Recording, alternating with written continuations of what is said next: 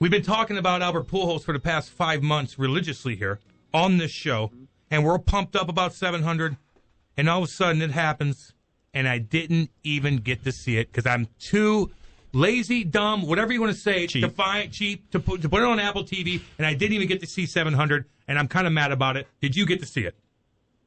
I did, yeah. So, I mean, it's not really wasn't that hard or complicated. It kind of is, though. I mean, Charlie, who are you kidding? You're laughing. You didn't do it either. But to be fair, now I'm curious, Matt.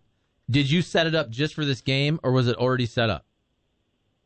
No, I have everything set up for. I have everything to watch pretty much any sporting event. I'm either signed up. I've bought the subscription. I don't like to get up against paywalls and when I'm trying to watch a sporting event. So I'm probably paying way too much money for my one time that I tune into some of these things. But I was all set up. All right, so set the scene for us. Are you watching at home? I mean, did you start watching when he hit the first one, and then you're going, okay, now he's at $6.99. I gotta be here ready to watch it. Tell us how it all went down for you. Yeah, I was at the house. I tune in most of the time, most games, most Cardinal games, especially when I've got nothing going on. So I was just hanging out at the house. And early in the game, especially, so Andrew Heaney, who was pitching for the Dodgers, he's an Oklahoma State alum and somebody that I know pretty well. So I was interested in a couple different fronts. And, early on, he looked really good. I mean, he's throwing 95, 96 with a, really good slider. And I thought, wow, it's going to be tough to take him deep. And then, of course, it wasn't. So after the first home run, then all of a sudden you're just one pitch away from 700. So it's must see TV. So it was exciting, obviously, and incredible that it just, to me, part of it is he looks so good. Like his swing and his bat speed and just his body in the batter's box, it looks just so like eerily similar to when, in his prime, where he's so dangerous right now. It doesn't matter who's pitching and how hard they're throwing, and it's fun to watch. So it was exciting. It was one of those moments that you remember, you watching where you were, and it was just really cool. I mean, 700 is an incredible number, and it was just fun to watch, sort of all the after and how he reacted and teammates and all that stuff. It's just fun to watch when those moments happen, how everything unfolds. Now, Matt, there's a lot of people locally, though, that are upset that it was on Apple TV, so Danny Mac wasn't on the call. Yeah. John Rooney got it on the radio. But people get attached to those moments and having the voice being there, so I understand both sides. But you say you've gotten behind a couple of paywalls, watching different sports, getting into it. Are you watching, like, football on Amazon, but then still trying to keep up with something on regular TV if you're watching the boys play down the stretch and having to figure out how to maneuver around these things and getting kind of like, this isn't the best way for this to be? Yeah, I don't love it.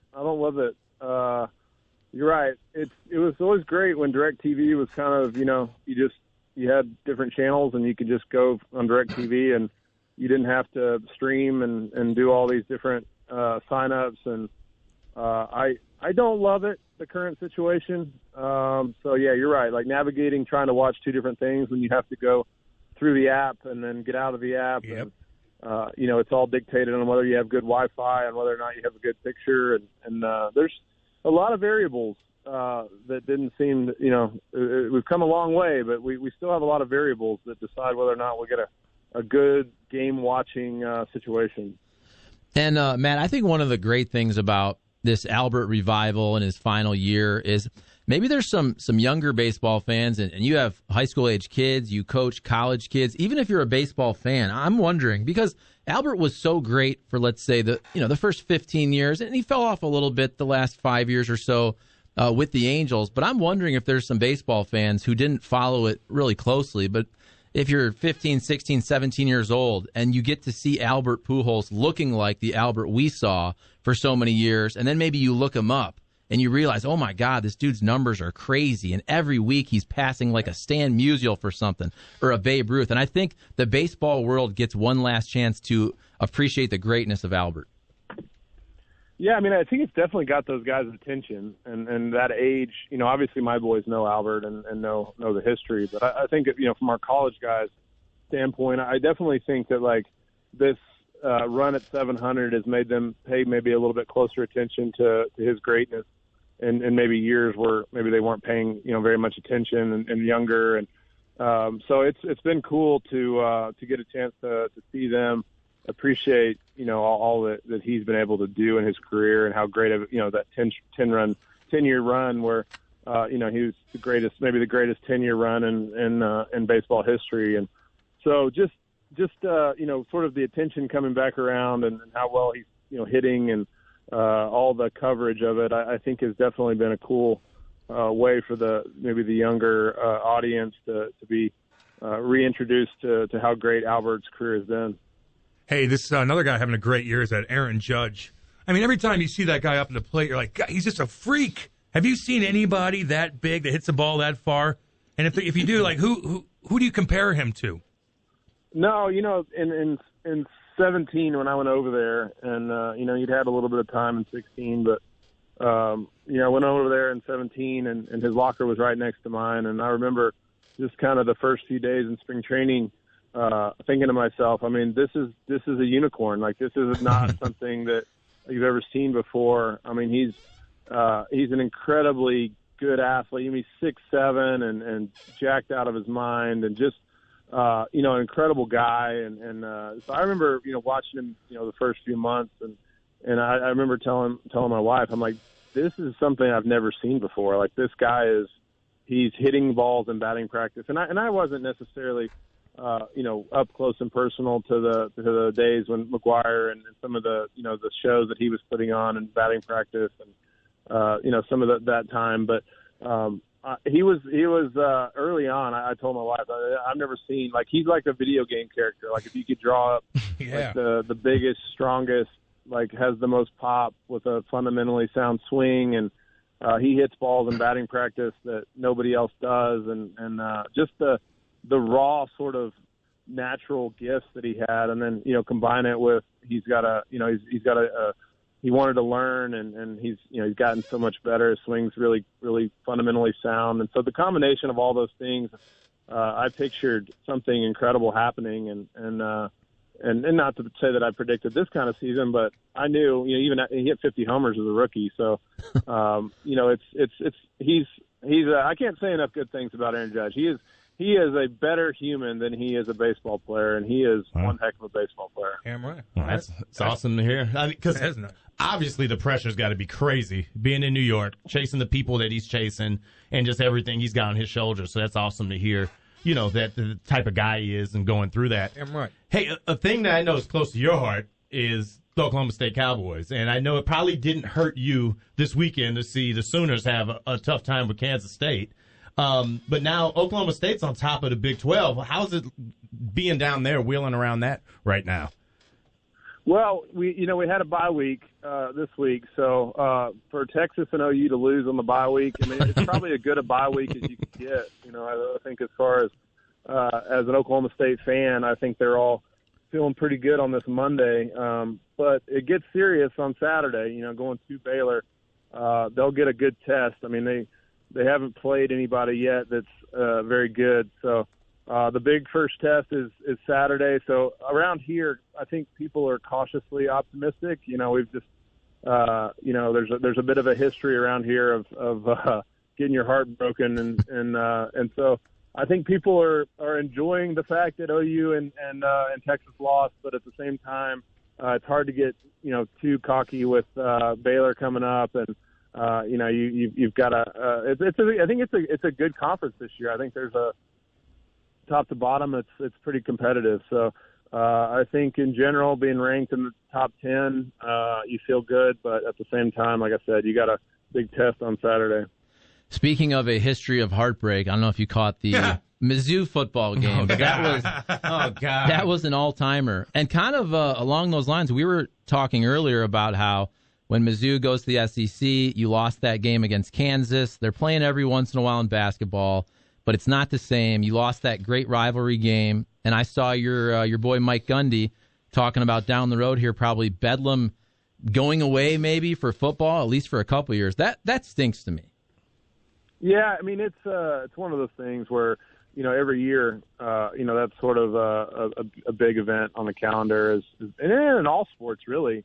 I mean, it's easier in other sports to hook up in non-conference and find, for us in baseball to play them on a Tuesday, or even, catch them 2 or 3 times in the midweek, or, basketball to kind of sneak them in non-conference. But it's really hard with all the scheduling further out and football, and not really wanting to take that difficult of a game in the non-conference, especially for an SEC school or even a Big 12. So it's sad. I mean, it doesn't seem right. I mean, I guess when it hasn't happened yet, you're still like, you just kind of you're talking about it. But I think when you go through a season or two and there's not that Bedlam football game, I think people will start to maybe look at ways that and who knows what's going to happen, with the conference realignment and how long, each of these conferences are going to survive. And if Oklahoma State ends up back in the same conference as OU at some point, I mean,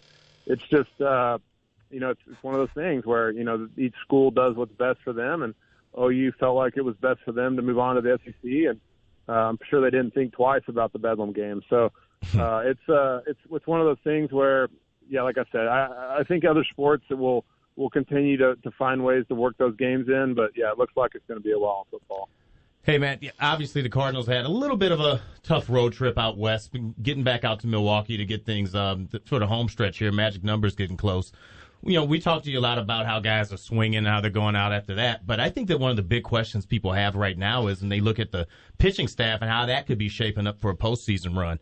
In watching the club and keeping up with it the way that you do, is there anybody that you're looking at that you're feeling pretty good about right now that should be in line for that new first round of the playoffs they've got coming up? Well, I think Jack Flaherty's the one that interests me the most because his stuff seems to be really, really, 96, 97. It looks as good as it has to me in a long time. And so, I think he's the guy, for me, as far as is he moving his way into starting one of those games? And so I'm interested to watch over the next, 2 weeks or whatever it is before the playoffs start, if he continues to pitch well and sort of as pitch counts getting up into the hundreds and he's all of a sudden, he's striking guys out and looking like the dominant Jack Flaherty that he was a couple years ago. I'll be interested to see, what all he does as far as, who's starting those games and maybe who slides into relief roles and who's most comfortable out of the bullpen. So obviously, Jordan Montgomery's had a little bit of a rough role and Quintana has pitched really good. So it's going to be difficult to figure out which guys are taking the ball. And Waino's, kind of had a little bit of a downturn with this dead arm issue and hope that maybe his next outing, start to see, a little bit better results. But, when it comes down to it, you have Adam Wainwright and his experience and his toughness. I feel really good about that one. And then, after that, it's one of those things where, Michaelis has had a really good season, so you feel good about him. And then when you start talking about that third game, I'd be interested to hear, what Ollie's thinking. But he's probably, looks at it like he's got a couple more weeks of evaluation on what that'll look like. But Jack's the one I think for me is the most interesting. Matt, these guys were making fun of me because I had the ultimate dad weekend. I actually went to, this is true, I went to 3 different 4-year-old girl birthday parties over the weekend, nice. And then I finished by shopping at Kohl's. So really, wow. there's nothing better for. He doesn't know what Kohl's is. Well, he probably used to shop at Kohl's. So I know what Kohl's is. Yeah, I do. Yeah, with kids, Kohl's, you can get a lot of volume of clothes. He's got a bunch of kids. He knows Kohl's. That's true. So give us though a Matt Holliday typical weekend. I don't know if you're still doing baseball stuff with Oklahoma State, but are you watching football all day Saturday, all day Sunday? Got a fire going out to dinner. What do we got going? This year or this time of year, we've scrimmaging. So this is the fall period where we're in full practice. So this weekend, Friday, Saturday, and Sunday, we had 12 to 5 o'clock practices. So I was checking scores on my phone So I didn't get a chance to watch a ton of the mid-afternoon football. I did watch the Kansas State OU game Saturday night. And then yesterday we had a full practice. And so I check in on my fantasy team just to make sure I'm getting beat like I'm used to. And then, it's usually pretty busy. We went to the high school football game on Friday night a little bit. This, local high school team. So we're usually, out and about and doing stuff. I don't ever get a chance to just sit on the couch and watch football all day. But it's usually pretty busy and fun. So this was, we're usually actually, kind of traveling a lot, around doing different things. But this weekend we were home and doing mostly OSU baseball stuff. Well, right on, Matty. Appreciate you coming on. Enjoy yourself and tell the boys we said hey. Okay, sounds good. All right, big dog. Thank you, sir. See ya. Matty Holliday right there doing his thing. That's good stuff. Yeah, man. He's the best. He is the best. Charlie and Holliday always have similar minds. Kurt Warner. Oh, wow. What do you think alike? Okay. I'll take that as a compliment. Was that about the whole Jack Flaherty deal? I don't know. I appreciate. How can you not be intrigued, though? Of course. I know it's a wild card. That's also pun intended. Yeah. But I'm sorry, man. The way Waino's pitching, I know. Montgomery took a step back. Okay. Quintana's dealing. Miles is fine. He's been good all year. Jack Flaherty, when he strikes out 9 Padres and is striking dudes out 97 He's doing in it. his final inning, Yeah. that's hard for me to pass on. I agree. That's hard for me to pass Well, on. he's probably on mentality.